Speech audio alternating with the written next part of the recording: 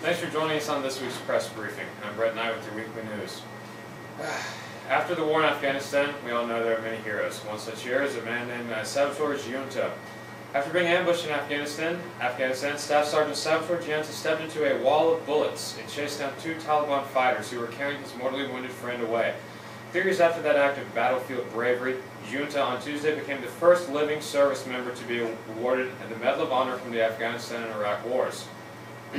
Far from the perilous ridge where his unit was attacked on a moonlit night in October 2007, Giunta stood in the glittering East Room, in the company of military brass, past Medal of Honor winners, his surviving comrades, and families as President Barack Obama hung the blue ribbon cradling the medal around Giunta's neck.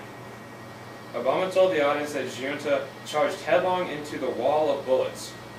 The sergeant at first pulled a soldier who had been struck in the head back to safety, then sprinted ahead to find 2 Taliban fighters taking the stricken Sergeant Joshua C. Brennan away. Sal never broke stride, Obama said. He leapt forward. He took aim and he killed one of the insurgents and wounded the other who ran off. In domestic news, parts of Los Angeles County have joined other California communities in banning stores from using single-use plastic bags. County supervisors approved a measure 3-1 on Tuesday in hopes of preventing billions of bags from polluting neighborhoods and waterways. It bans stores from giving customers single-use plastic bags and would require them to charge 10 cents extra for each paper bag. An exception exists for small bags used to keep fruit, vegetables, and raw meat separate from other grocery products. The county says 25% of the litter it picks up is in the form of plastic bags. The ordinance, which goes into effect starting in July, would apply to unincorporated parts of the country, including Los Angeles. Supporters erupted in clapping and cheering when the ban was approved. The vote was especially meaningful for Assemblywoman Julia Brownlee, a Democratic congressional representative from Santa Monica, who tried and failed to pass a statewide ban in August. Brownlee has been an outspoken critic of the use of plastic bags, saying only a very small percentage are recycled and that they take hundreds of years to decompose. In Atlanta, authorities are investigating after a body was found on the Georgia Tech campus in Midtown Atlanta. Local news station WSB-TV reports that a school employee discovered a body in a wooded area.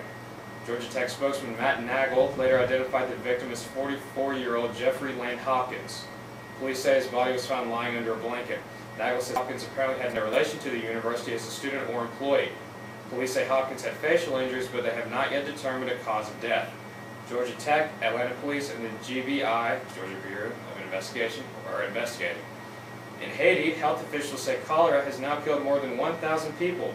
The country's health ministry made the announcement on Tuesday, setting the official death toll at 1,034. The figures are dated Sunday and presented after 2 days of review.